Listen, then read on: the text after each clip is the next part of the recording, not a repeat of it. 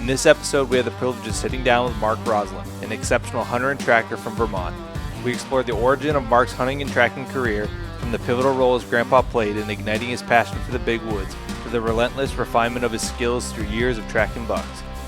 Mark's impressive journey has taken him across various states and even into Canada, allowing him to gain invaluable insights and make compelling comparisons for us. His experiences in diverse locations provide a unique perspective that not many can give.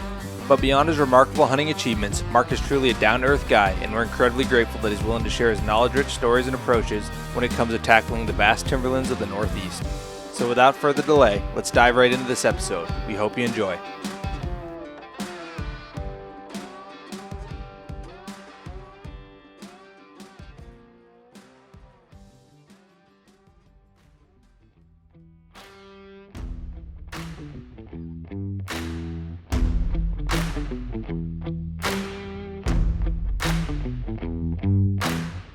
You're listening to STAGR Cast, brought to you by STAGR Gear.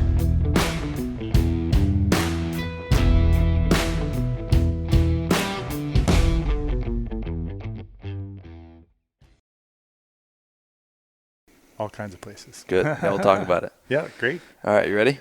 Sure thing. All right, guys, welcome back to another episode of STAGR Cast. We are sitting down here tonight with Mark Rosolen from Williston, Vermont, right? Heinsberg, Heinsberg, Vermont. And known Mark for a little while. We've chatted a few times, and you've been killing some good bucks in Vermont, New Hampshire. And we actually had this podcast lined up to record, was it back in April, right? Yes. And then yep. Had yourself a little bit of a spill on the ski slopes. A little bit of a ski accident. Yep. And finally got around to it, to recording it today. And thank you for being here. Glad to be doing this. Yeah, thank you for having me. And been looking forward to this. What we do typically for all these podcasts is do a little intro on yourself. So people that don't know you, want to give a little intro on you, what you do, where you're from, how you got into hunting, the states you hunt, all that type of stuff, if you don't mind. Sure. Well, I grew up in New Hampshire. I went to college in upstate New York, north of the Adirondacks. And then my first job out of college was in Burlington, Vermont, and I've been pretty much in Vermont since then. I am a mechanical engineer, and obviously I like to hunt when I'm not working. Yeah. So I try not to focus on work too much. Good. So what got me into hunting was really my grandfather.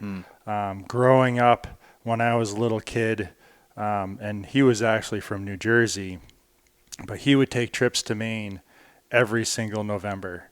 And as a family, we would go down for Christmas, and we would arrive, Christmas Eve or the day before Christmas Eve, and sit at the kitchen table, and he would just start talking about all the deer hunting stories of what happened in Maine, that November. And as a little kid, I just became completely enthralled with the idea, and pretty much fell in love with it then. Mm-hmm. So as soon as I was old enough to get into hunter safety, and start hunting, kind of did the normal. You kind of start with small game when you're young and progressed up. But that's pretty much how I got started into hunting. And he was definitely, when he went to Maine, it was definitely back in the time that was way different than it is now. The golden era of Maine it might have even be before the golden era, yep. For sure. And the stories that they would tell, they would have mules that would take deer out. They would get stuck in camp because there's just too much snow. Jeez. And they'd have bulldozers getting them out. All kinds of crazy stories. Wow.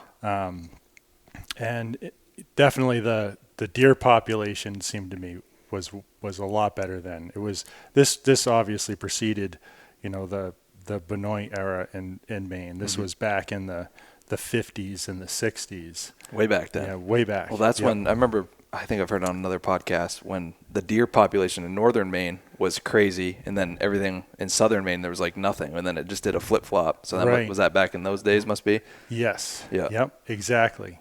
And it was just, he had a really good friend. They became friends with the camp guide that was there. And, it was to the point where once I was older and my grandfather had passed away, I stayed in touch. This is before texting and email and everything, but every year I would write letters to him and tell him my deer stories for the year. And some point in the middle of college, I was actually able to go over and visit him while he was still alive, and he brought me to the camp that they used to stay at, which was really neat. Now today you could drive to it. You used to have to park on the other side of the mountain and hike over it basically to get to the camp they stayed at. So that was definitely really, really special to me. Yeah. So yeah, my high school years, my grandfather would come over. That was kind of past the time when he hunted Maine, because his really good hunting buddy had passed away and he was getting older. So he'd come over during Thanksgiving and we would go out and hunt around Thanksgiving or whatever. And that was just kind of my introduction. And he definitely had a lot of words of wisdom, but at the same sense, he was definitely the kind of person who was like, this is kind of what you should do, and I'll go this way and you go that way, and we'll meet for lunch in the middle of the woods or whatever. So I definitely learned a lot, but it was a difficult learning curve. Mm-hmm. And then he passed away just before I graduated high school, and I happened to be going through his library of hunting books, and lo and behold, he had one of the original Larry Benoit, really? How to Bag the Biggest Buck of Your Life. Yep. And so I started reading that thing, and that was it. I was like, this is what I want to do. Mm-hmm. This is exactly what I want to do. Yep. So definitely for me, I kind of had a lot more difficult road than what today. The amount of information that comes at everybody is just all readily available. I think the learning curve is a lot better. Mm-hmm. So I did a lot of stumbling around. I made a lot of mistakes for a lot of years. You got to do it that way though, yeah. But still really, really, really loved it. Learned a lot. But that was basically when the seed was planted. Yep. Did your grandpa how did they hunt back in like the 50s and 60s? Obviously tracking became more prevalent as the Benoits kind of took off. But did he ever tell you how they hunted? He was a still hunter. Really? He was a pure still hunter.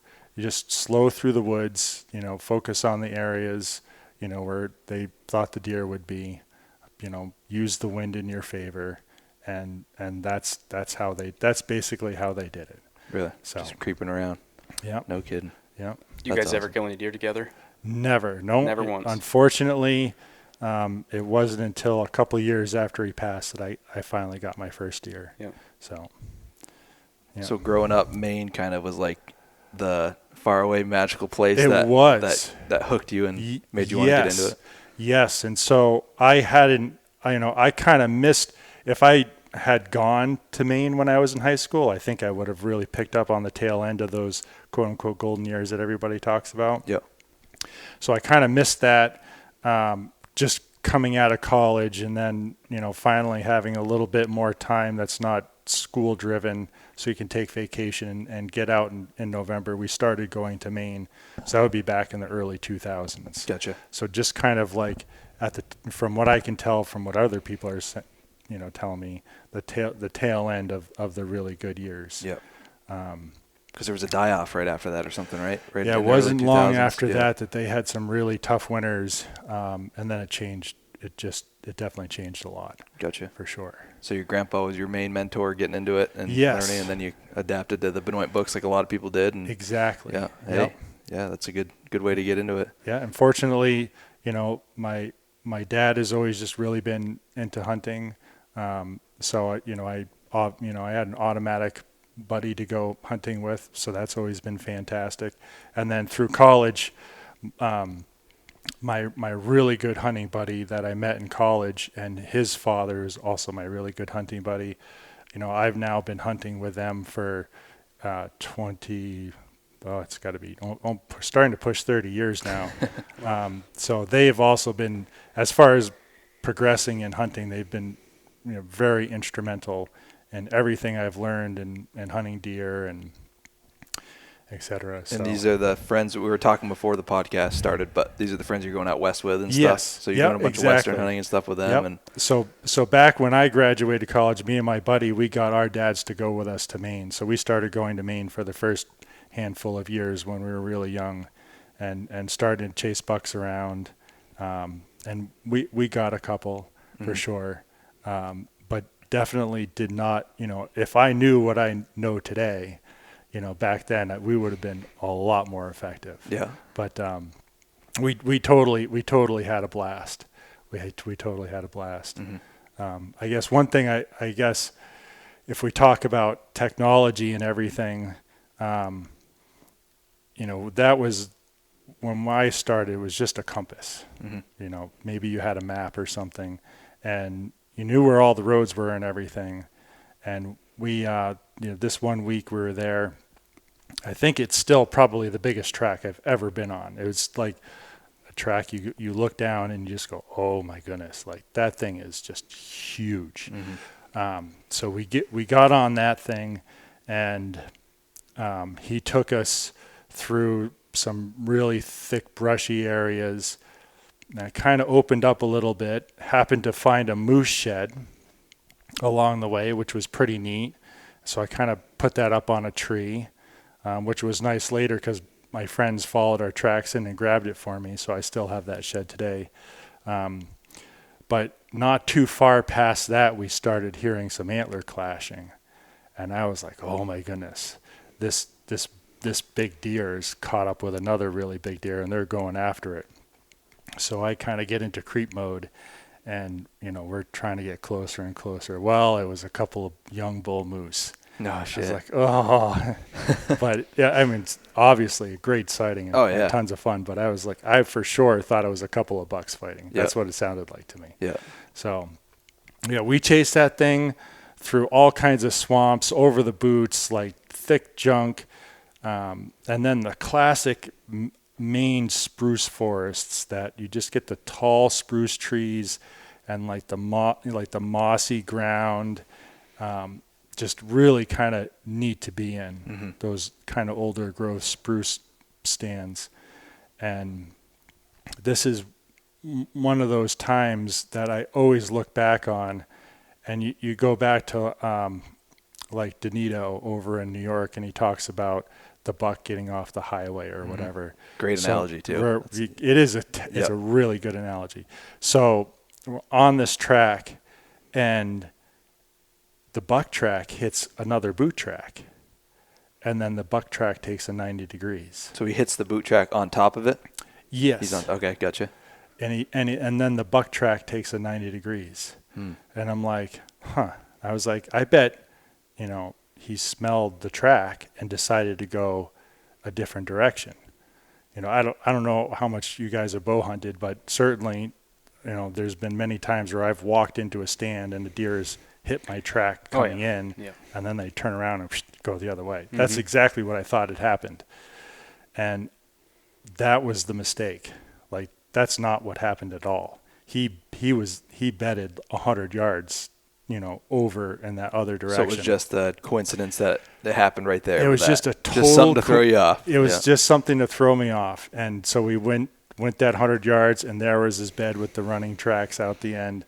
And I was like, if I just turned around and just looked around and thought he was still there, I probably would have seen him standing there looking at us. So that was a tough pill to swallow. That thing was huge. So anyway, back to the technology piece. It is, we've been on this thing all day long. We probably have a half hour of light left. We really, really pushed it. And I knew what direction all the roads were in. And so now we're like, which road do we walk out to? Well, we got really lucky, and like 30 seconds later, the guy that made that boot track was stomping back and bumped into us. And he's like, oh yeah, my truck's just, a quarter mile through here. And it was on the road completely opposite on the side that we were parked on. And thankfully, he was able to give us a ride all the way around. But my instinct would have been to hit the compass and then run a direct line back of the truck. I don't even know if we would have made it out that night because it was so far. Yeah. So that night we get back to the lodge or whatever, and my buddy and his dad, they had a pretty good day, and they had one of the early versions of like the Delorme GPS units, and they had hit a buck that day, and they marked it on the GPS, and then they were going over maps and looking at the GPS that night, and I was thinking in my head, I have to get one of these because I can get around in the woods and I know where I am, but to have the ability to know how far you are from point A to point B, and then to be able to get out, with less trouble, like I needed. So because this was just like a dot on a gray screen. There's still at least had a little bit of a topo map on it. Oh, nice. Okay. Yeah.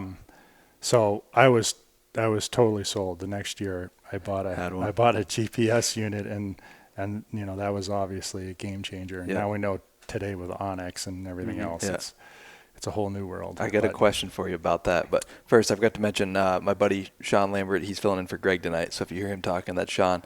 But like you said, with the GPS and stuff and Onyx, do you use that Onyx now? Does that like completely dictate how you hunt? It's crazy how much it's changed hunting and stuff from GPS. Do you use that? I definitely use it a lot. Yeah. Oh yeah. Yep. And now it's, you probably know a lot of times tracking, you could be in an area you've never been in. Mm-hmm. Like you track a lot of deer in areas you've never been in. Mm-hmm. So, being able to read the deer track and then look at the map and kind of predict, what might happen or what you could do or should do or when to, not just read how fast the deer is going, but the terrain at the same time. It's a powerful tool for sure. No doubt about it. And like you said, you're talking about the mature growth spruce and fir forests in Maine. There's nothing, I feel like in Vermont, New Hampshire, you don't really get that as much.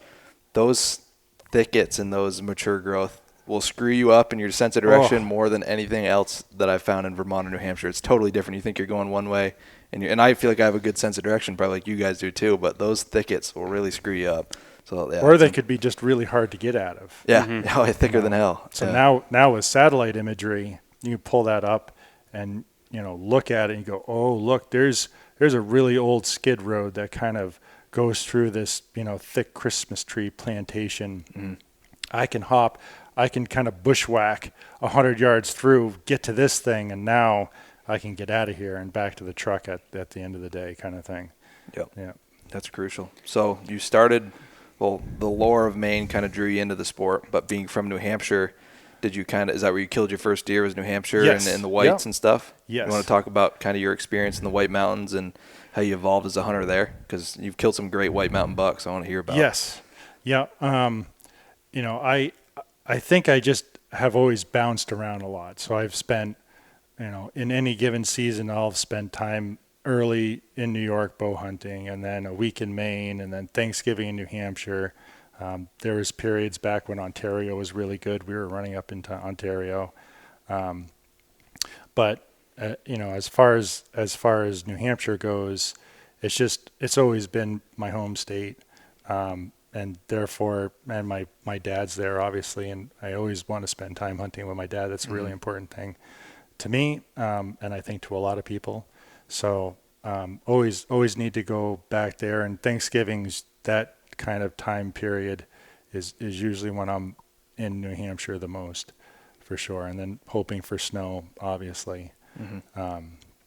So I think my very first big buck in New Hampshire wasn't a result of tracking at all. It was a result of sitting, and was early on in my career, and I had this spot. It was in this cut area, and it just happened that there was this particular stump that had this really nice balsam tree that you could sit on the stump, and the balsam tree would give you some really good cover. And for whatever reason, the deer kind of crisscrossed through there a lot, and we always felt like we'd walk through there and then come back at the end of the day and we'd see fresh tracks. So I finally got frustrated, and I was like, that's it. I'm not moving around today at all. I'm just going to sit on this stump all day long. And then lo and behold, the very end of the day, it was really cold too. I don't remember how cold it was, but it was one of those windy, kind of single digits. Like for November, it was really cold. But I somehow stuck it out, and 3:30 in the afternoon, I kind of look over my shoulder, and there's this beautiful 10-point buck just working a scrape and rubbing his antlers in the tree, and so that was my first big buck in the whites. He didn't weigh very much. He was only like 173 pounds, but just beautiful, symmetrical, great buck. That's a great buck, yeah. And that was also the first buck I got hunting alone, as a older teenager. So that one's definitely a very, very, very special one. You get that one on the wall, or is that? Oh yeah. Yeah, that's the whites are a special place. I mean, Sean, that's kind of where you've cut your teeth big woods hunting, and I love that place, man. I can't get enough. Hey, before we move away from the early days, your early career hunting, Maine, let's hear the first Maine buck story. What do you got? Oh, okay. Well, Maine's been a very tough spot for me, but after the first couple of years of not really having success in Maine. How many years did it take? What are we talking? I think it was like year 3 or year 4. That's not bad. That seems to be the par. It Right? seems like a lot of people that start, it takes 3-4 years to get a buck. And it was a week where the snow it hadn't snowed for a while. So, and the snow conditions weren't changing very rapidly. So picking up, being sure that you're picking up a really fresh track was very, very, very difficult. And so kind of almost reverted into still hunting mode and hunting where the deer were hanging out and where there was a lot of sign. And I was working along this brook that had some really good softwood cover, and they were eating a lot of the old man's beard on blowdowns. And on the edge of the softwoods was a big hardwood stand. And this was probably the Thursday or so of the week. So we had been hunting pretty hard for a good few days, and had been seeing deer, but not too many. And I just happened to kind of look off in the distance out into the hardwoods up on this hillside, and I see a couple does kind of scampering across the hillside. And I was like, there was just something in me that was like, I need to be over there, like right now. And so literally I just started running over there. And I ran over to the area, and I'm kind of like huffing and puffing, and I'm like, yeah, those deer were around here somewhere. And the hillside kind of had this little bit of a dip in it. And so there's in front of me looking up the hill, there's a little bit of a rise and then a dip, and then the hill went up. And so coming out of this dip, I hear this grunting noise, and I'm like, you've got to be kidding me. And it's getting louder and louder. So I just get the rifle right on my shoulder, and he crests that. He just comes out of that dip and crests the hill. He was probably maybe 15 yards. Put it right on his chest. Boom. Jeez. And he goes down, and that was just completely ecstatic. Yeah, I bet. I couldn't believe it. So, yeah, that was a great buck. He dressed out at 215, and that was my first Maine buck. Jeez. My first Maine buck. What a way to start it off, huh? Yeah. Maine's a special place too. I got to get up there. What I have for a rack on it? He had this really weird 8-point rack that was almost like he didn't even have brow tines. Really? And it kind of goes up. It's very unique. Yeah. Interesting. Yeah. Do you have a picture of that buck? Not on me. No, but I do have a picture. You have to send me a picture. We'll put it up when we put the episode up. But yeah, absolutely. Do you think, based on you hunt New York, Vermont, New Hampshire, Maine, do you feel that the deer in Maine do like the most amount of like deer rutting activity per se, like fighting, grunting, all that stuff? Because I feel like in Vermont you don't see a lot of that. If you're hunting Vermont regularly, then you go to New Hampshire and you see a little bit more of it. But for me in Maine, I see more of that like actual deer rut activity, like grunting, fighting, running all over the place. You actually see it. Do you see the same like in your hunts and stuff? I feel like it's feel like Maine and New Hampshire are kind of similar in that aspect. Yeah. And I think a lot of it has to do with how many bucks there are to does and how many big bucks might be in the herd in that area. And so if you're kind of in a good area, it kind of seems like you see a lot more of that. Yeah. That type of activity. I just had to ask because for me it seems like I see the most of that up there, like deer actually grunting and fighting and doing all that stuff. So it's always cool to see because you hunt Vermont, you don't see a lot of that in Vermont. It's just a whole different ball game, 2 states over. It's just different. But so when did you not hunt Vermont until you moved here, or when did you start hunting Vermont? Vermont. Yeah, I didn't hunt Vermont at all until I moved here, and then when I moved here, I pretty much most of my time has been archery season.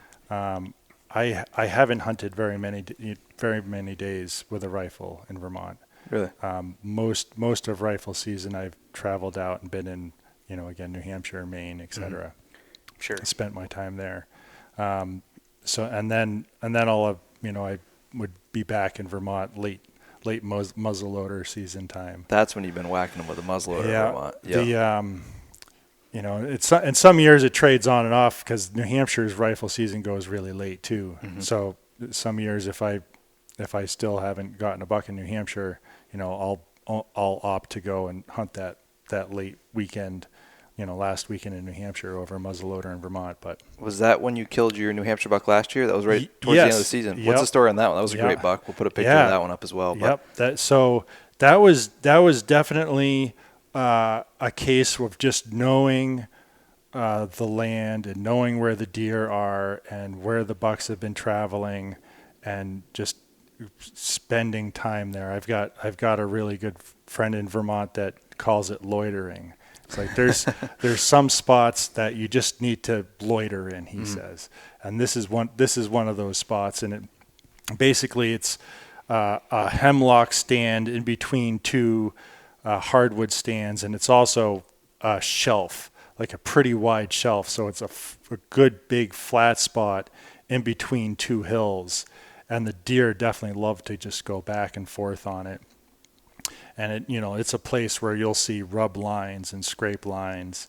And this particular year, because the snow wasn't terribly great in that area, any of the time I hunted there was just trying to focus on, again, loitering in that area. And so I had passed up a small buck in that almost the exact same spot in that area earlier in the season.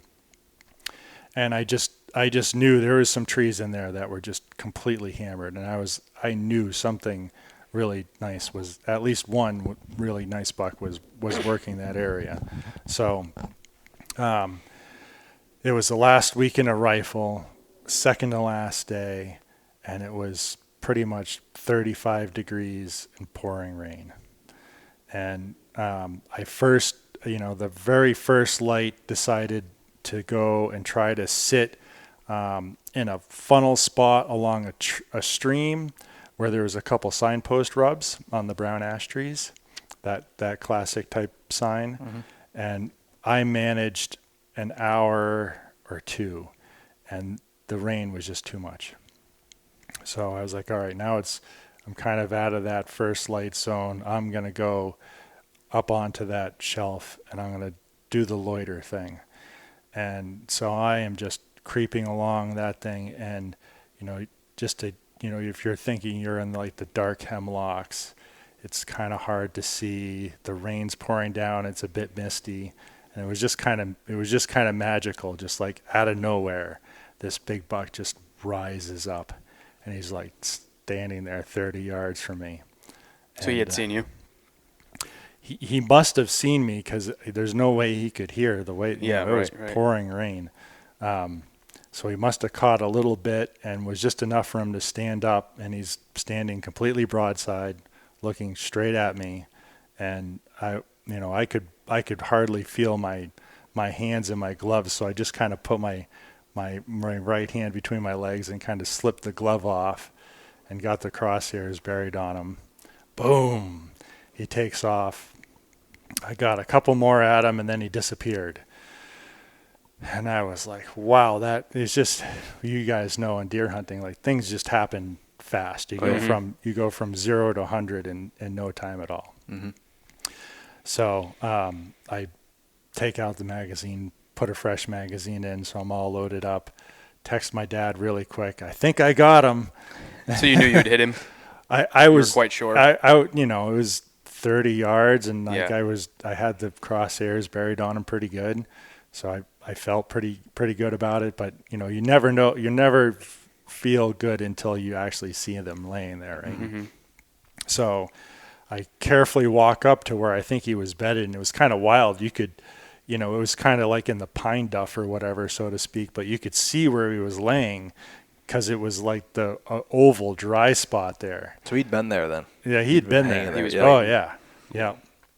And it was almost immediately I found blood, and I was able to follow blood for maybe 30 yards or so, and then it's just the way the rain was and looking at the blood, I was like, I just felt like I shouldn't dally around. Mm-hmm. And I was like, I'm going to at least just carefully walk up to where I last saw him, just in case I have to get another shot off before I lose everything in this rain. Mm-hmm. And I just carefully, walked in the direction I last saw, and I could, I could just see the tines sticking up. And I was like, oh, you've got to be kidding me. And that was one of those really good feelings, because I had put in a really long season, had a lot of close calls, fun season obviously, but that was definitely an icing on the cake. Work hard, feel good. That's a hard feeling to explain unless you've been there. It is. It is. It definitely is. Big relief, weight off your chest after. What day was that? That was December what?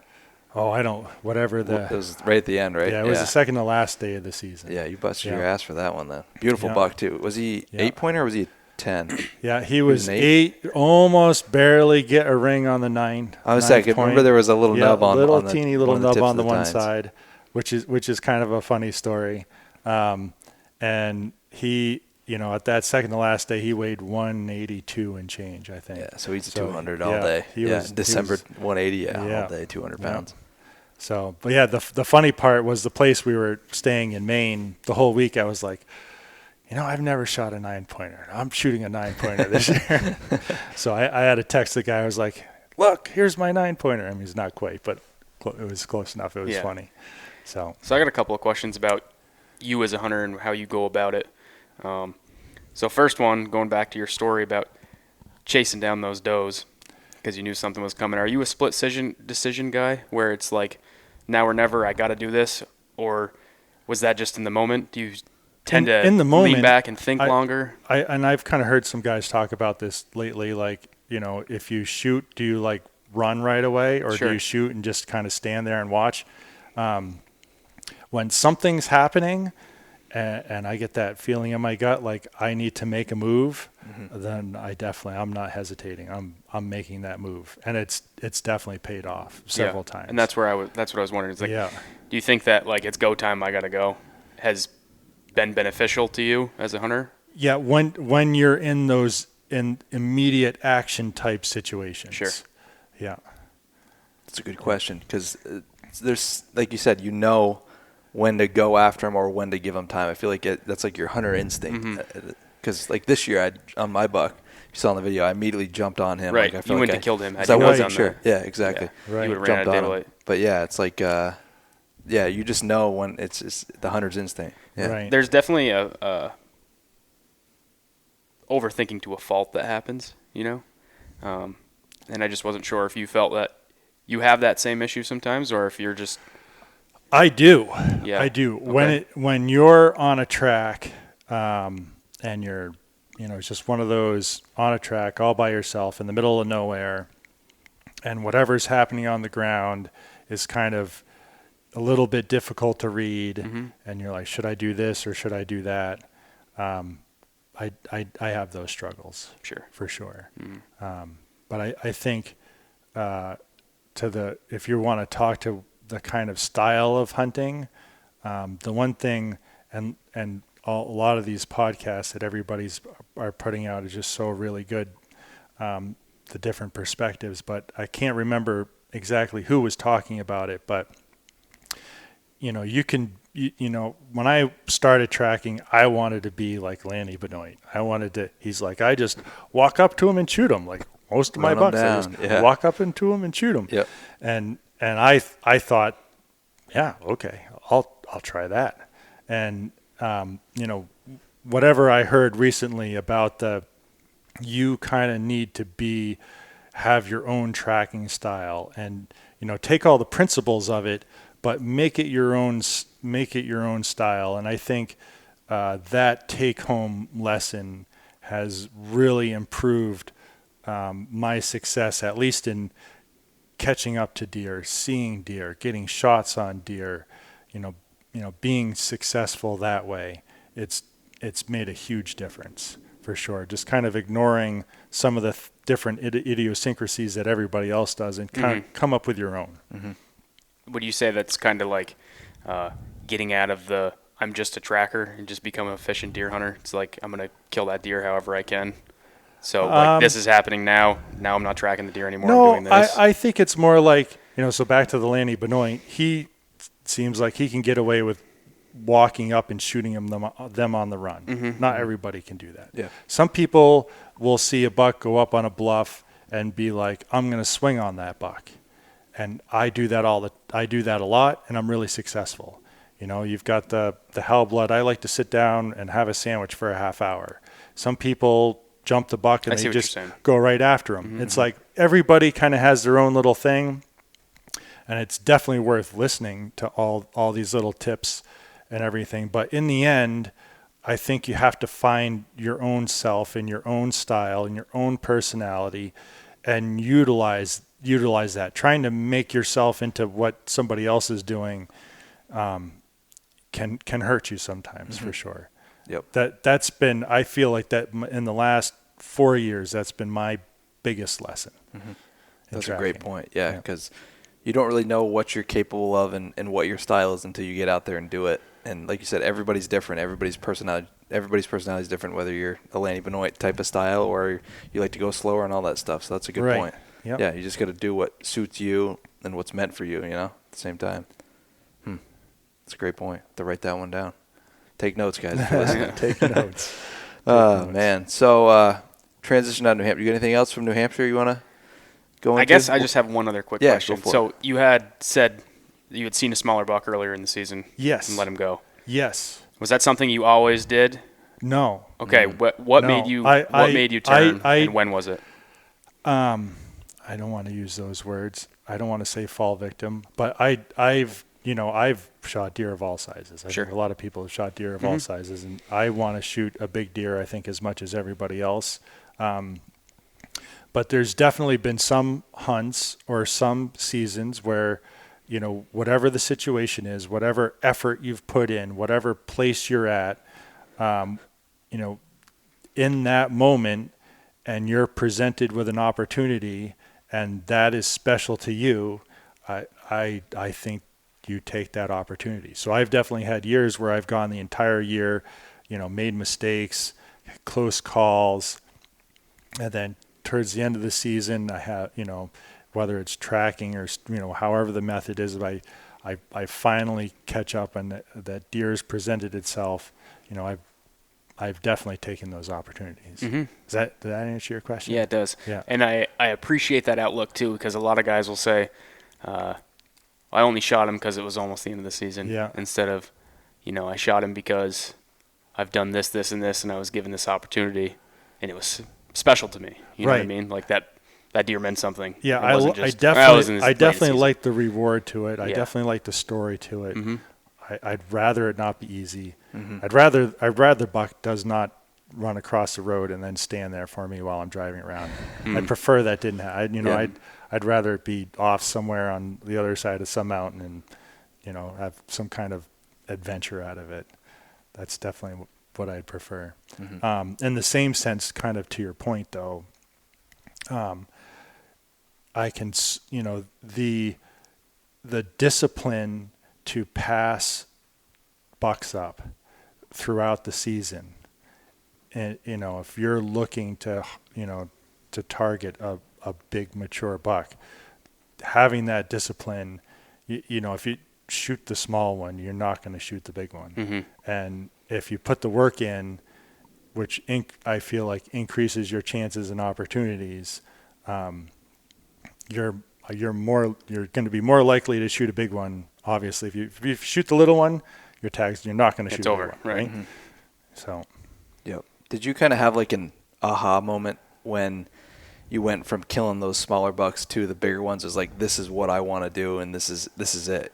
Or did you kind of bounce back and forth? I feel like a lot of people, when they kill that first big buck, it's like, okay, I understand it now. This is what I want to do. Not to take away from people. Yeah, for me, really, I've kind of been in my career.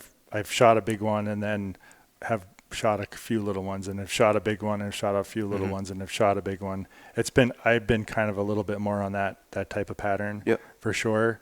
The aha moment is definitely back to what I just described in, I need to stop tracking like this person or that person. I need to take the fundamentals, listen to all the fundamentals, but I need to be my own person on the track. Mm-hmm. That's been my aha moment. And a lot of small bucks taught you that, right? Deer of any size. Yes, true. And I think that's a super huge thing that people also look past, is that you need them all to learn, right? If you don't, to grow as a deer hunter. You need to have those experiences. Yeah, exactly. I agree with that. You don't just You can start only off killing read big bucks, so much or right? watch so many YouTube videos or listen to so many stories, but actually getting out there and doing it, That's the only way. I agree with that. Yeah, I mean, you're learning something from every deer you track. And, like, I killed some small bucks tracking before I ever killed a big one. But just being out there and doing it, that's what hooks you, draws you in, and that's what teaches you the most. Like, I know some people are like, you should, only go after the big tracks when you're getting into it to learn the most at the moment, but about the big bucks. But I feel like you should go out and take that first buck track that you see. If you're just getting into tracking, go take that first buck track and learn from it. Before I killed a buck track and I was tracking does and not knowing, But, get out there, follow some tracks, learn, and then go from there and just develop your skills out of that. But yeah, totally agree. Yeah.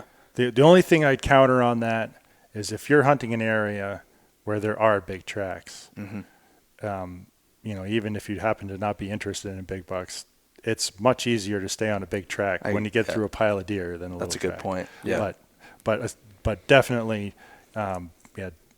getting those experiences and taking all sorts of tracks is only going to help you for sure. Absolutely. Yeah. And Maine will kind of spoil you on the big tracks as far as Maine that does goes. spoil you. It does. You go from Maine to back to spoil here, or from here to there, and you're like, whoa, whole different animal. I think if you want to talk about challenges, if I were to rate my number one challenge as a tracker, that is finding the track. And that is definitely something I'm still working on as a hunter. But I just feel like I've had so many days where the snow has been really good. The conditions have been great. And I've just gone miles and miles and miles, whether it's in the truck or on foot or a combination, and just can't find the track that I want to follow. So when you say the track, right, can you explain that, elaborate a little bit? Because, you must be coming across the track at some point that you could probably follow, and you're just not taking him, or... Yeah, so... For tracking, I've always tried to select, whatever, depending upon the area, a big track for that area. For that area, particularly. Yeah, and sometimes it might also be the age of the track. Maybe I've found a really big one, but it was old. I am hearing a lot more stories recently of guys picking up some of those older tracks and making something of it, and kind of thinking back now. I can definitely come up with a couple instances in my head, be like, I really probably should have followed that one anyway, because something might have happened, or it might have brought me to another buck or something. But yeah, finding, whatever your definition of this is the deer I want to, the amount of effort you put in tracking, whatever, going up mountains, down mountains, cross streams, through swamps, through thick balsams, whatever it is, it's hard. So you want to pick a track that you're like, I'm willing to do all this for this track. So, so I guess that would be my definition, whatever. I like that. Yeah. That's a good point. Yep. Yeah. And kind of to go off that for people that are learning tracking, you get those snowy days. You're like, this is a tracking day. Some days when it comes to tracking, it's like finding the track is meant to be or getting the deer is meant to be. I've had days it's the best tracking day of the year. I'm sure you have too. And you just never stumble across the track. And you're like, what am I doing wrong? And you kind of get spun out a little bit about it. But what's meant to be is what's meant to be with tracking, I think. More than stand hunting, where if you're hunting the same deer that you have on camera. It's different. If it's going to happen, it's going to happen. If you find the track and that's what it's meant to be, then that's what's meant to be. But don't get spun out over not getting a track. Back to my grandfather, the one thing that I remember him always saying is he's like, some deer just have your name on them. It doesn't matter what you do, that deer is yours for whatever reason. And I definitely find part of that to be true for sure. Yeah, you have those days where you go out there and you can't do anything wrong. You're seeing deer left and right, and you're cutting big tracks here, big tracks there, and you have other days you go out there and you're like, is there even a deer on the side of this mountain? You're like, what am I doing wrong? And then you go back the next day and they're all over the place. But that's just part of it. I kind of want to pick your brain on Vermont. I know you said you didn't hunt much rifle in Vermont because you're over in New Hampshire and stuff, but you've been killing some big bucks in Vermont. Yeah, with a muzzleloader. So recently I did get a really nice buck in Vermont. And it was just happened to be an area you could actually drive into.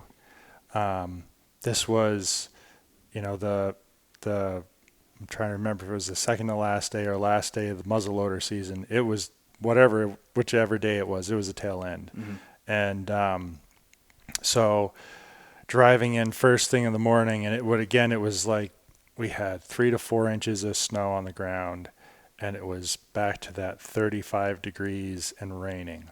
It was rugged conditions to be out in, but great conditions for deer hunting. Killing days. Yeah. So I drive out this Forest Service road. The buddy of mine that I was hunting with, we were 2-trucking it that day. He went off on another road split off in the other direction to look for tracks. And this is just one of those days I got lucky, and it's like barely first light. And lo and behold, I look in the road, crossing the road, going up the mountain is a really decent buck track. And definitely decent for Vermont. And I was like, I need to follow this one. But I was like, I just want to make sure he didn't swing up and come back down the road again. And it wasn't too much further to the end. So I was like, okay, I'm just going to, do the road work, as Rodney Elmer calls it. Yeah. Get to the end of the road, make sure he didn't cross it somewhere else. And if not, set up on that track. So I get all the way to the end. I found a few other deer tracks. They were definitely moving around that morning, which was encouraging. And on my way back to find a parking spot to pick the track up, another truck is coming. And I'm like, oh, they totally saw the track. And so I roll my window down. They roll their window down. And the guy's like, do you see that track back there? I was like, yep. And he's like, are you going to take it? And I was like, yep. He's like, you better. So I was like, all right, great. So I found a parking spot, walked down the road, picked the track up.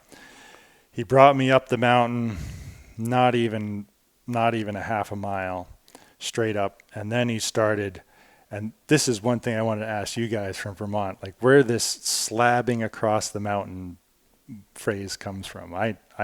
We never used that term growing up, slabbing across the mountain, but to use that, he was slabbing across. And so I was creeping after him, and he kind of got into this cut area where there was mushrooms growing on the stumps. He started feeding on the mushrooms. I could see the antler tines in the snow. And I was like, now I could see the width of his rack, and I was definitely excited. I was like, confirmation that this was a really nice deer. And he was feeding enough that I kind of was working pretty slow from that point for a while. And he kind of crossed a few streams, got into some areas that had been cut but were kind of regrowing with a lot of balsams. It looked like perfect bedding cover. I was like, this thing's going to be bedded in here somewhere. I'm sure of it. And I just creeped along and creeped along and creeped along. Well, he never did, which was kind of shocking.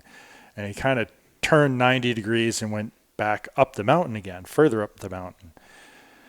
And all of a sudden he hit what looked to be a group of doe tracks. coming from the other direction across, contouring along the mountain.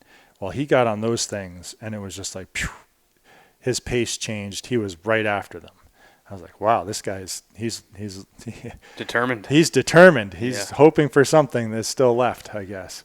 And so we went a good mile or more, just fast pace, cross the does were kind of using old log roads and things like that. And then all of a sudden, for whatever reason, he had enough. And he 90'd off those straight up the mountain again. And we had kind of gotten through some open hardwoods, but back into an area that had been logged and was it was getting a little whippy, and they had the raspberry bushes and thick spots, and some, open hardwoods in the middle. And I'm just standing there where he took the 90. This is back to the change of direction thing. And I look up and I see this patch of softwoods on the side of the hill. And I'm like, oh, he's in there. And at this point, I'm maybe 200 yards from it. And I'm like, he must see me already. I was like, well, at least plan as if he didn't. So he's uphill from you. He's uphill from me, and I already know, I could see far enough, like I kind of know I'm made already. Like, yeah. He's probably gone. He probably saw me already, but I'll just pretend he didn't. And so I just took my time, went all the way up, got to the softwood. Sure enough, he did a butt in it was like the size of a house, this little softwood patch in the middle of the cut hardwoods. He did a button hook in it, jumped over a couple logs, and he bedded down right on the edge. And where I was standing in his bed, I could look down and see exactly where I was standing, where those doe tracks were. I was like, yep, and running tracks out the side. There's no way I would have been able to see him. And I kind of knew it, but I don't, in those circumstances, I still don't know if I would have done anything different. There wasn't really much you could do different there. And so then I was like, well, I better wait a little bit. This is the first time I jumped him. It's still pouring rain. I was like, maybe he didn't see me very good. Maybe he won't go very far. I'll just wait. Well, I made it maybe 15 minutes. Again, 35 degrees, raining hard. I was starting to shiver, and I was like, if I stand here any longer, I'm going to get hypothermia. Mm-hmm. Like, seriously. So I was like, well, I'll just compromise, and I'll just creep on his track right from the get-go. And I was lucky. He didn't go maybe 100 or 200 yards, and he went to walking. And I was like, perfect. And he kind of got up on the mountain enough that it kind of leveled out a little bit. And he kind of got in an old log road that was on top of there, and he was just kind of going along the log road. His pace was pretty slow, and I was just looking and looking and looking. And then all of a sudden I caught a little bit of movement, and I kind of focused in on it, and then I could see him shake the rain off, like when a dog gets out of the pond and shakes the rain off him, water flying everywhere. I was like, oh yeah, I could see the antler tines going back and forth as he's shaking his head. I was like, there he is. And so I pick up my muzzleloader, and the scope is completely fogged. I can't see anything. So then I pull the muzzleloader down nice and slow, and he's just still standing there. No clue you're there. I don't think he knew I was there. I picked it up again, fogged. I was like, I lowered it, and it was one of those kind of lucky situations where there was this weird brush pile between us, and there was an opening in that brush pile, and his neck pretty much exactly filled that opening. And that was something I could see in my scope. So I carefully pulled the muzzleloader back up, got the crosshairs lined up perfectly in the middle of that little opening, and I was like, if I make it through that opening in the middle, I'm going to hit him. Boom! Right? And then, of course, you know how muzzleloaders are in weather like that. Oh, yeah. Like the smoke cloud is just like hanging in front of me forever. Like, can't see anything. Finally clears, and then there's just a giant open hole, in in that gap of the brush, gone. It's like, well, I either hit him or I didn't. You knew you were aiming at the right thing. I knew I was aiming at the right thing. Yeah. So it would have been interesting if I had somebody videoing me.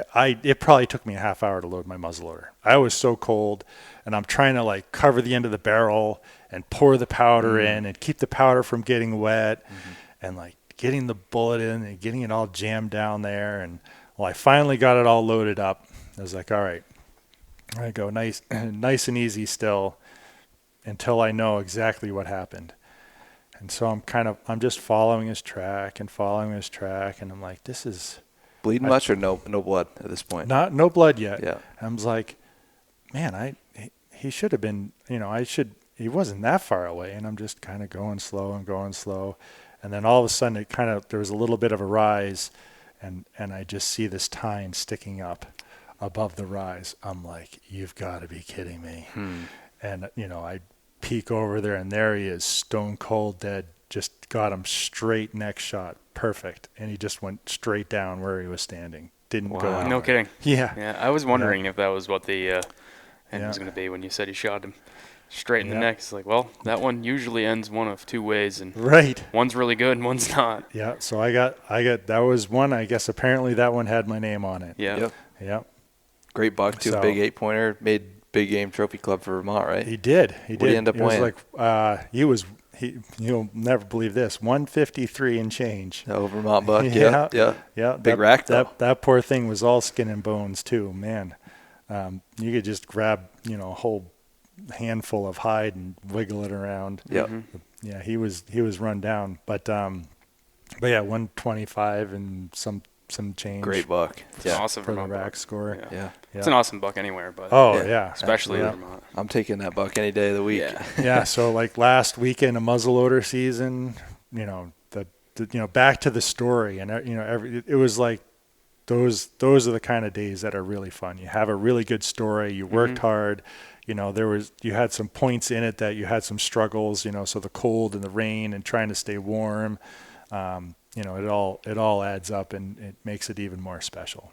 Oh, absolutely. Stuff you'll never forget and part of the story. And props to the guy that let you hop on. I was going to say that. I was going to comment on that. It's right. There's a lot of guys when you came over that hill would have seen your headlights and you just seen him running. They could have not done what I'd done. They could have parked and gone right after it, and I would have been like, oh.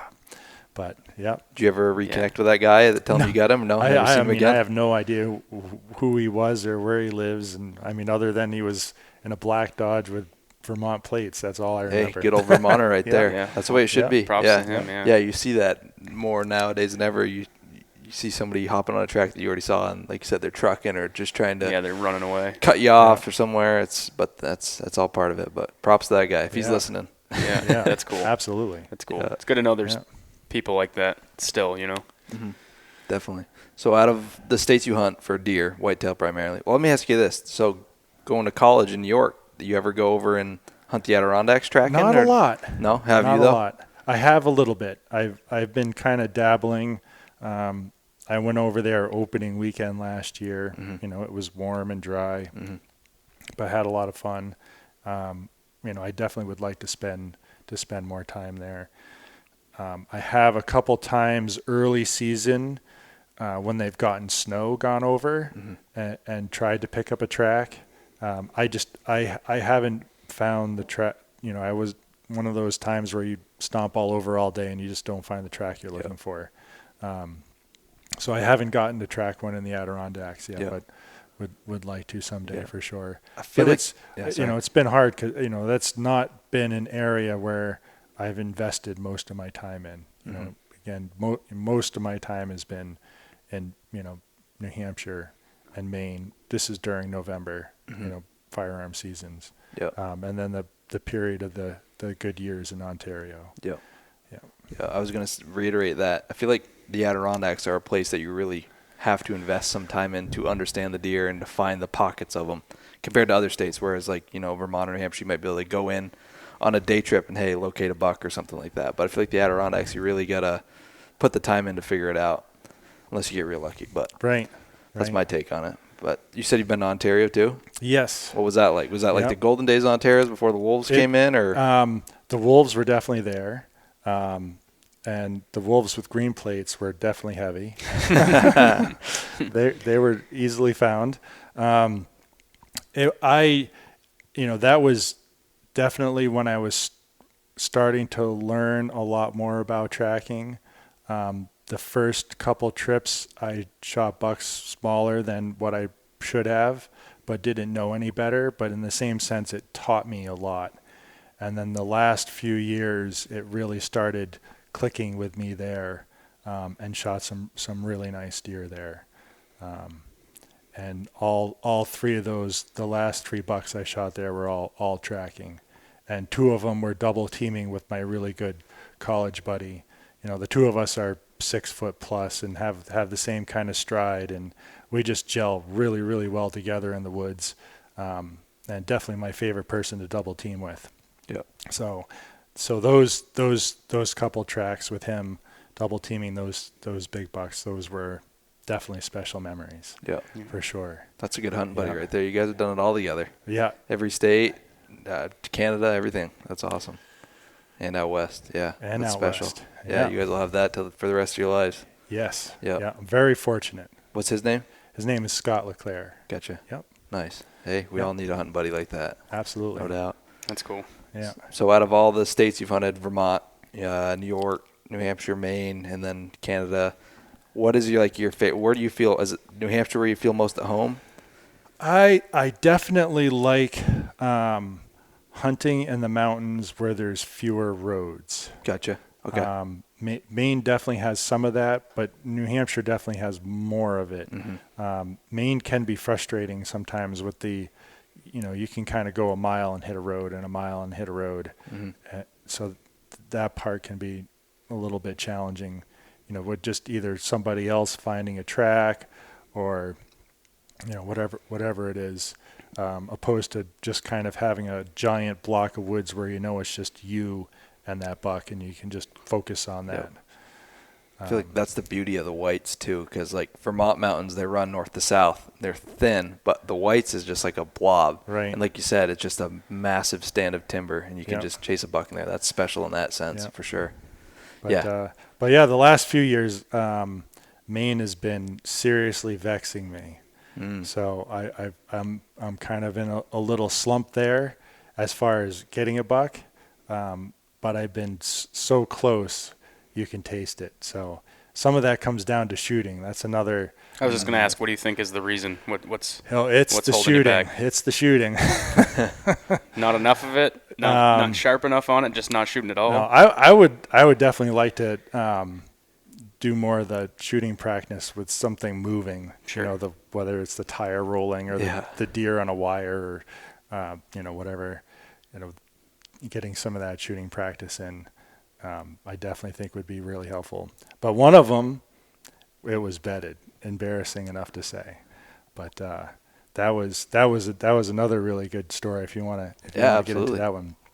So that was, a few years ago. A lot of people listening to this might remember the amount of snow on the ground in northern Maine and northern New Hampshire was just unbelievable. It was hard to drive in.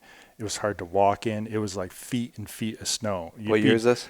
So this is probably 2021, 2020, somewhere. Gotcha. In there. Yep. It wasn't the last year, the couple of years before. There was a couple of years back to back where there was a ton of snow in November, like enough to start pushing deer to deer yards.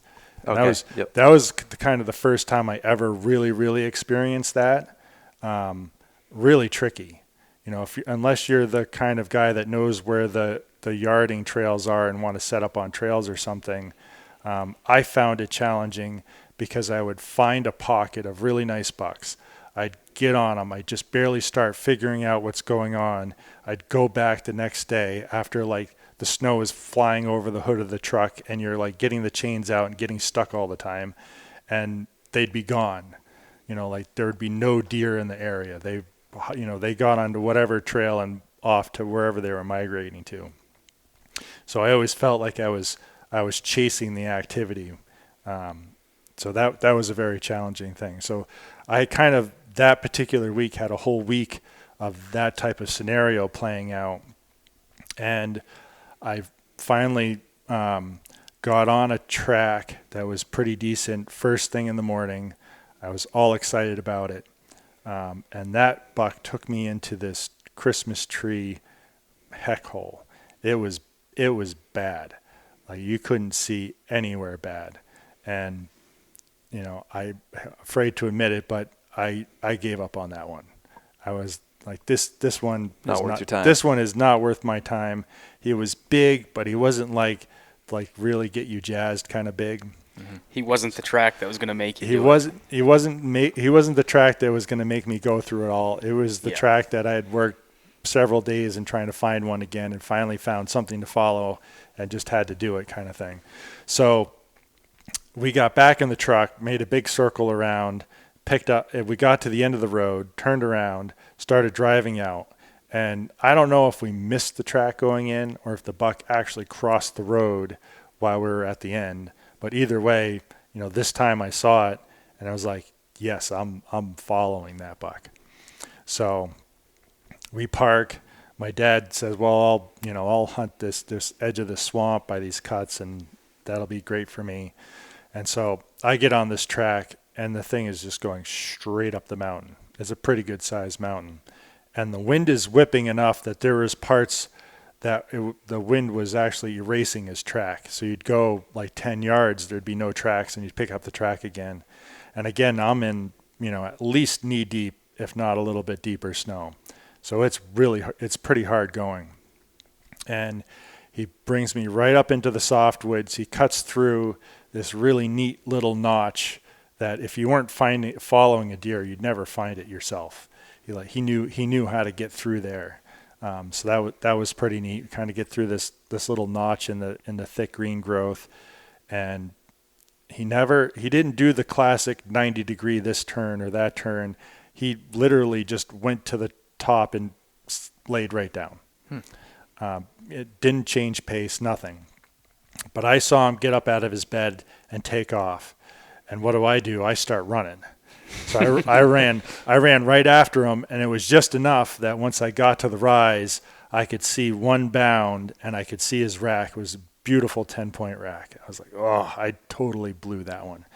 So I waited, the classic half-hour kind of wait, and just kind of went slow on him, and that bugger just kind of found the right spot to sit, or lay down, I should say.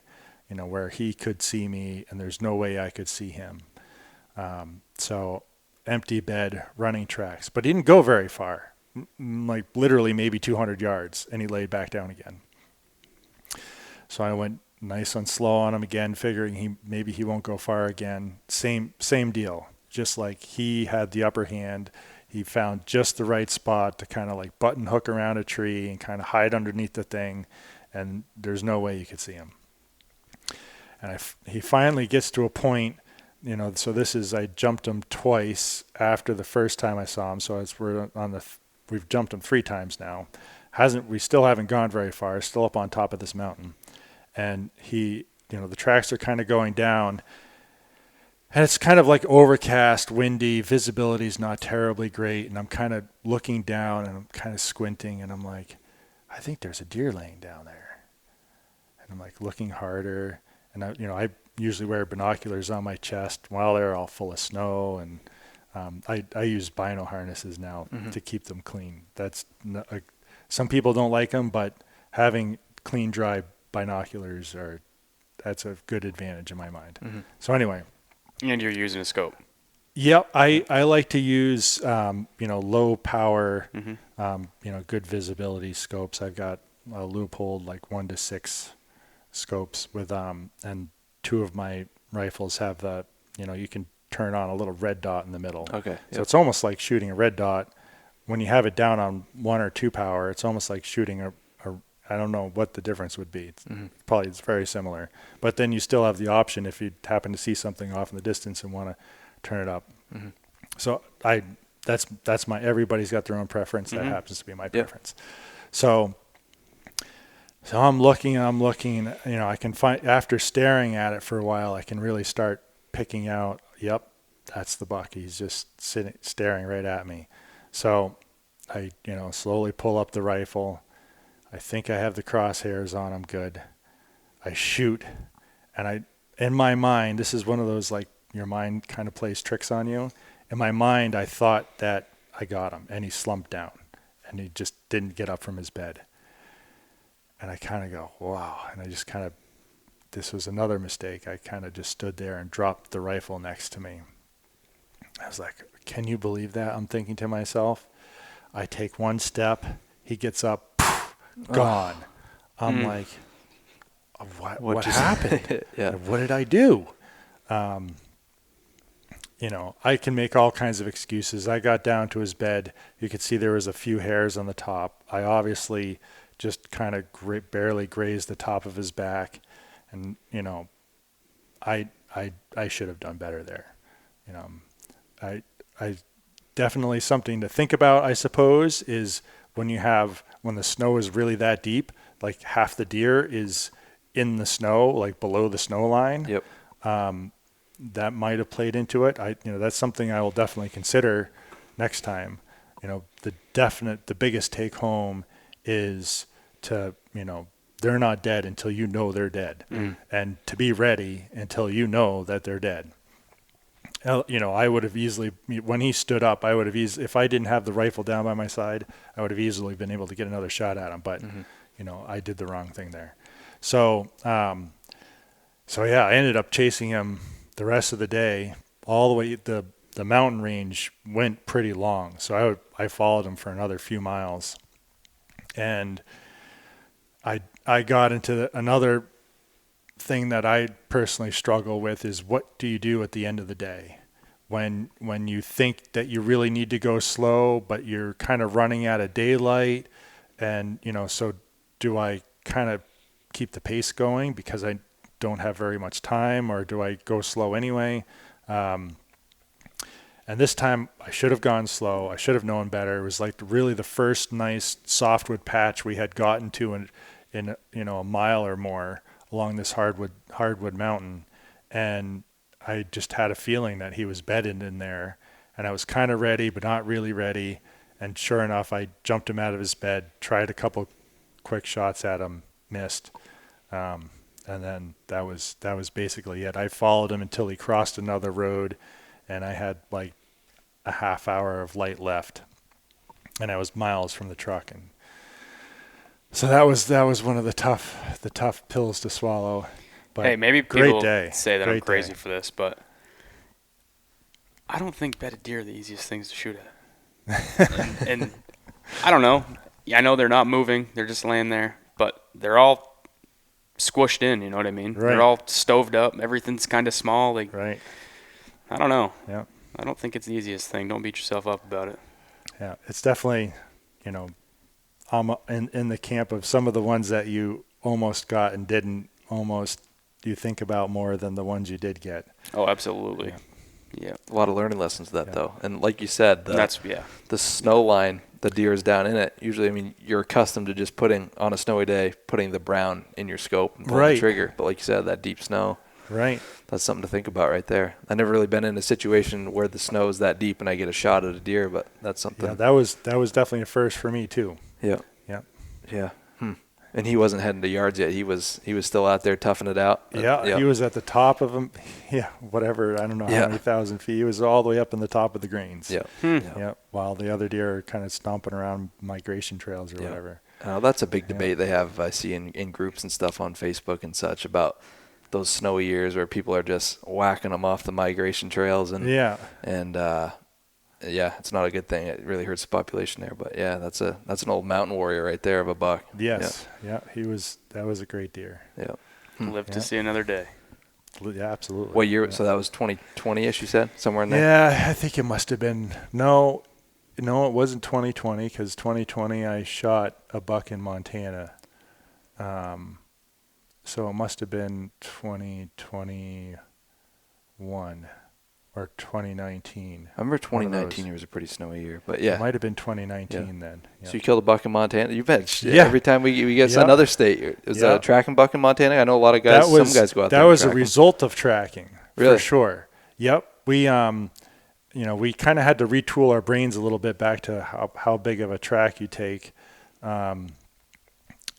We, find their feet definitely I don't think are as big out there, certainly compared to Maine. But there was a road system. You're able to drive a road system, pick up tracks from a road. We had great snow. It was a fun week that this is again my buddy Scott that we spent out there. And this one particular day, we picked up a nice track, and we parked, and we followed that buck for the better part of the day. Went through all kinds of other deer. We had a lot of track sorting out to do, and we jumped them maybe twice. Looking back, that's just one of those things. Even looking back now, I'm not sure if I could have done something different and it would have changed the outcome. It's just sometimes you're just not in the right spot and they're not in the right spot and it just doesn't work, kind of thing. But based on what we had been seeing for tracks and other deer, he was definitely a little bit better than some of the other ones. So the next day, this is one of the few times I've decided I'm going to go back and try to pick that track up again. So we roll in the next morning, park the truck, get out. Right on top of our tracks from the day before is a set of grizzly bear tracks. Ooh. And so now we're standing in the road looking at these grizzly bear tracks going in the same direction, right on top of ours, right into the woods, right where we want to go to try and pick up this track, find the buck from where we left it off the night before. We're like, is this a good idea? Is this not a good idea? We haven't really experienced this before, but we kind of thought about it for a while. We're like, well, we'll just, maybe it went in a different direction. We'll just, instead of just backtracking, we'll just hike down the road a ways and just kind of go at a different angle where we, and try and get back to where we left his track the night before. So we're starting to get about close to where we had left him. And it was just one of those, you kind of wanted to start going slow because it didn't really feel like he was going to move very far. Because he had bedded a lot and just didn't, when we finally caught up to him at the end of the day, it didn't seem like he really wanted to cover very much ground. So we're kind of going easy up the side of this hill, and we both hear a grunt, and we just stop, just wait. And all of a sudden we can start seeing brown moving through the trees. And I just happened to be in front. My buddy's like, you should shoot at him. And you're like, are you sure? He's like, yeah, I'm sure. So my buddy pulls a grunt tube out of his pocket, grunts at him. And because he was kind of walking across him, he turns right towards us, comes straight down at us. And I shot him in the chest coming straight at us like 30 yards away. No kidding. Yeah, they made That's it cool. like 20 yards. So that was my first Montana buck. That's awesome. And we were probably 50 yards from where we left the track the night before. So he was just in there. I don't know if he was the same exact buck, if he happened to be a different buck. Either way, the right thing was to be back in that area. That was the right spot to be. But yeah, then the pressure's on. You're like, well, the grizzly bear did walk around here. You got to get him out of there, right? Yeah, You never saw blood. the bear. You never saw the bear. What's that? You never saw the bear that day? We never saw the That's bear. good. We never saw. I mean, this area is pretty thick. It's not like one of the areas in Montana where you can see hundreds of yards. It's like thick Maine growth. You can barely see anywhere. Did you pack him out, I assume? Yep, we quartered them all up and packed them out in backpacks, and sure enough, on our way out, we came across another grizzly bear track, and he's walking down this old log road in the same direction we had to go, and we're like, hopefully this guy's not around here anymore. You're all covered with blood, and your backpacks are covered with blood. Like, oh boy, better have one in the chamber. That's a different dynamic of hunting right there. Something else, another factor you got to weigh in versus up here. You don't ever think about getting hunted yourself. Totally, yeah. What'd that buck have for rack on, he said? It was just a classic 8-point rack. Yeah. Yeah. Cool experience to be hunting out there. That's We did see a couple of bigger ones. I can't wait to go back someday. The drive to get there is definitely a sacrifice. November is only so long, and if you're spending days in a truck 6 to days get in a out truck to get out and back, Montana right? back, yeah, it's basically 6 days worth of being in a truck. And I guess if you're really hardcore and stayed up all night and kept driving, but and then you're ruined when you get there. yeah, then you're totally ruined.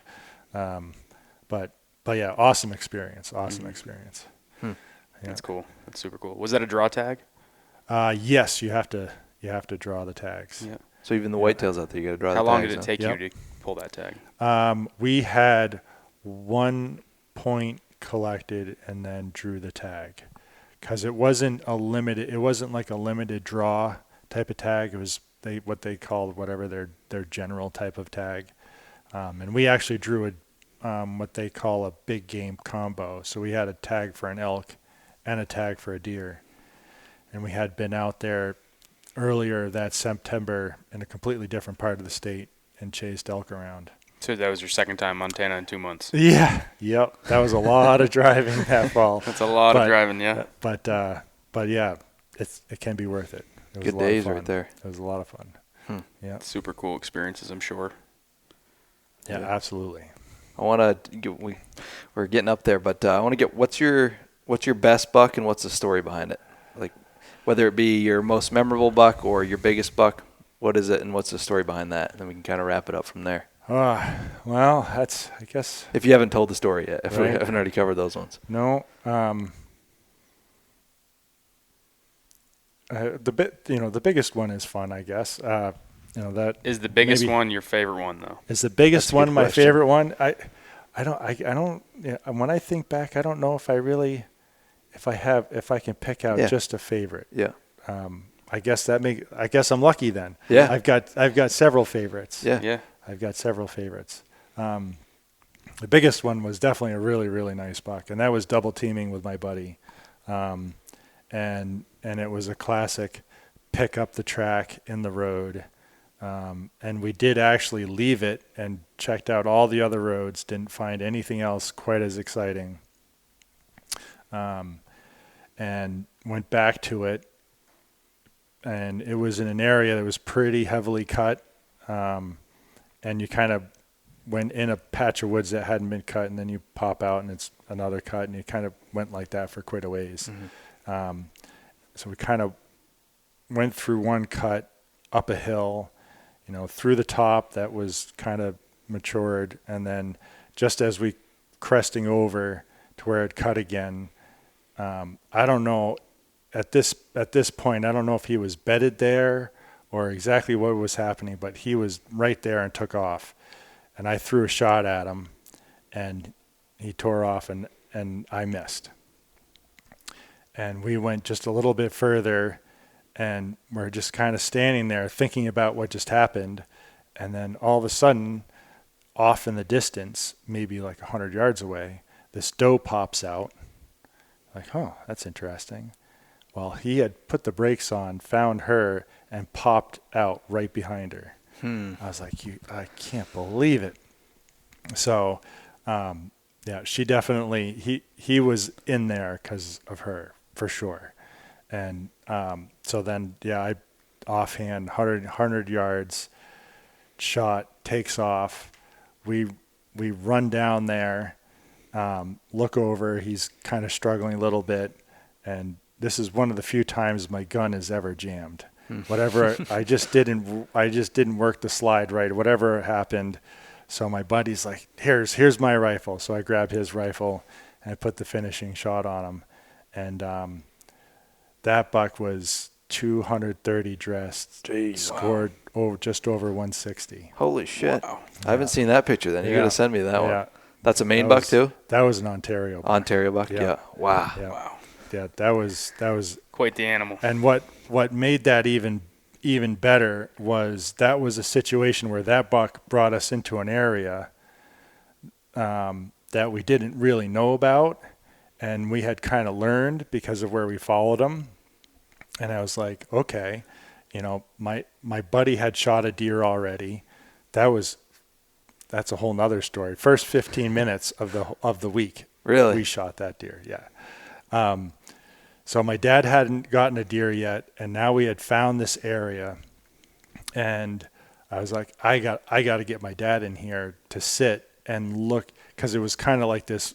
I don't know if you've seen some of the videos from out there, but they get all these ledges and bluffs, and it was this perfect bluff you could sit on this complete pinch between a couple of swamps, and it was just, like you just knew right away you had to spend time there. Mm-hmm. So we show my dad the spot.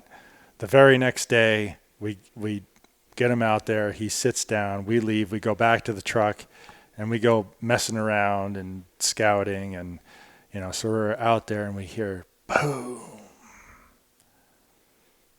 boom. Like, no way. Like, right in the direction of where my dad was. We jumped back in that truck, and we were just like 60 miles an hour down the log road. There was this beaver dam on the edge of the log road you had to cross. We just hit that thing so hard our heads hit the ceiling of the truck. We were just so pumped. And we get out there, hike in, get to the edge of the bluff, and I could see my dad out there standing over his buck. And that was a beautiful deer too. I don't remember how much of that one weighed, but that one scored over 150. Jeez. Wow. Yeah. No kidding. So that was a lot of fun. Heck of a week up there then. That was one heck of a week. That was the best trip ever. And then unfortunately, I went the year after that, and you couldn't buy yourself a big track. Is that when the wolves took over and stuff? Oh my goodness! We covered so much ground in the woods, in the truck, and the deer herd was not anywhere near what it used to be. Mm. It was harder than hard Maine. Really? Is what it was feeling like. And that was the last time I ended up going up there. Damn. So, yeah. Hey, it'll come back hopefully one day. Hopefully one Everything day. goes in cycles and stuff, so hopefully all one day. goes in cycles. Absolutely. Yeah. You got anything else you want to ask, Sean? You think of? No, that was I awesome. don't think so. That was a really good one. That was a lot of fun. Well, we'll have some super good stories and some really good outlooks. Yep. I appreciate a lot of those. Yeah, we'll have to do it again sometime. Yeah, let's line something up maybe after the season with you and your buddy. I mean, the stories you guys have sounds endless, so we ought to do that, and that'd be a real good episode. But that would be great. Appreciate you coming on. Thanks for doing this. Thanks for having me. I know a lot of guys will like this one, so we'll see you guys on the next one. All right.